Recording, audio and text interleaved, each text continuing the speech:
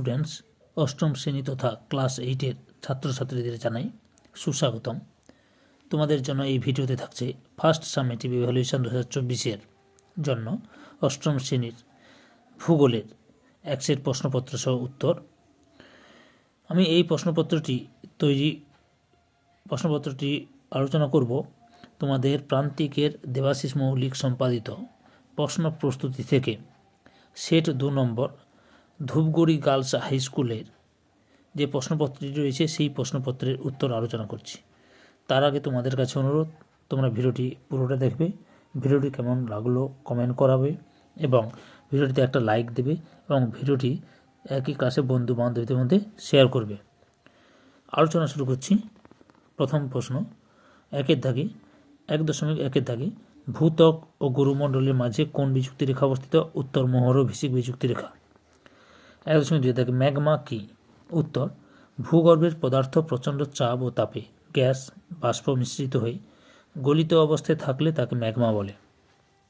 1.3 দাগে Yangon Mandalay ভারতের কোন প্রতিবেশী দেশের প্রধান শহর? উত্তর মায়ানমার। 2 দাগে সঠিক উত্তরটি নির্বাচন করো। 2.1 দাগে পৃথিবীর অভ্যন্তরভাগের তাপমাত্রা 10 সেন্টিগ্রেড করে বাড়ে প্রতি, এটা 1 ডিগ্রি হবে, 10 নয়, 1 ডিগ্রি সেন্টিগ্রেড করে বাড়ে প্রতি 31 মিটার গভীরতায়, 33 মিটার গভীরতায়, 35 মিটার গভীরতায়। উত্তরটি হল অপশান বিতে 33 মিটার গভীরতায়। 2.2 দাগে পাত সংস্থান তত্ত্বের জনক বলা হয়? অপশান এতে ম্যাকেঞ্জিকে, অপশান বিতে মর্গানকে, অপশান সিতে পিচোকে। সঠিক উত্তরটি হল অপশান সিতে পিচোকে। 2.3 দাগে প্রধান ভাষা হিসেবে জাংথা যে দেশে প্রচলিত? এতে নেপাল, বিতে ভুটান, সিতে মায়ানমার। সঠিক উত্তরটি হল অপশান বিতে ভুটান। 3 দাগে শূন্যস্থান পূরণ করো। 3.1 দাগে পাকিস্তানের পশ্চিমের শুষ্ক অঞ্চলে ড্যাশ প্রথায় জলসেচ প্রচলিত? উত্তর ক্যারেজ প্রথায়। 3.2 দাগে পরস্পর বিপরীতমুখী পাত সীমানাকে ড্যাশ সীমানা বলা হয়? উত্তর গঠনকারী পাত সীমানা বলা হয়। 3.3 দাগে ড্যাশ প্রণালী দ্বারা এশিয়া ও উত্তর আমেরিকা মহাদেশ বিচ্ছিন্ন হয়েছে? উত্তর বেরিং প্রণালী। 4 দাগে নিচের প্রশ্নগুলি উত্তর দাও, যে কোনো দুটি। গুরুমণ্ডল ও কেন্দ্রমণ্ডলের মধ্যে পার্থক্য লেখো। পার্থক্যটি লক্ষ্য করো তোমরা। বিষয় বা ভিত্তি হচ্ছে অবস্থান। গুরুমণ্ডল ভূপৃষ্ঠ থেকে গড়ে 30 কিমি থেকে 2900 কিমি গভীরতা পর্যন্ত বিস্তৃত।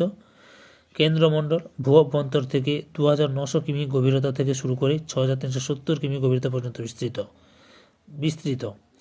গুরুমণ্ডল মোহ বিযুক্তি তল থেকে গুটেনবার্গ বিযুক্তি তল পর্যন্ত বিস্তৃত।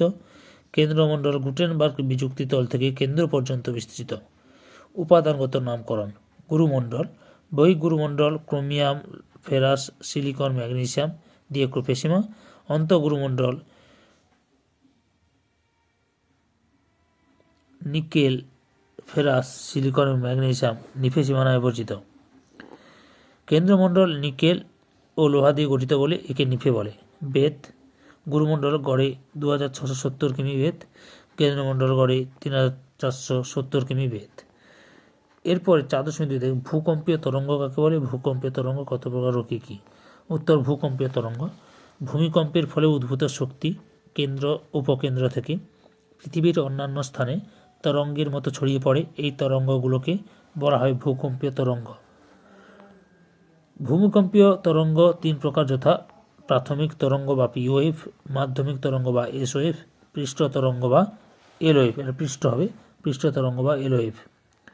4.3 দাগে সার্ক কি? সার্ক এর অন্তর্ভুক্ত দেশগুলির নাম লেখা। উত্তর সার্ক এর পুরো নাম south Asian association for regional cooperation. এই সংস্থাটি 1985 খ্রিস্টাব্দের 8ই ডিসেম্বর গঠিত হয় এবং সদর দপ্তর নেপালের রাজধানী কাঠমান্ডুতে অবস্থিত।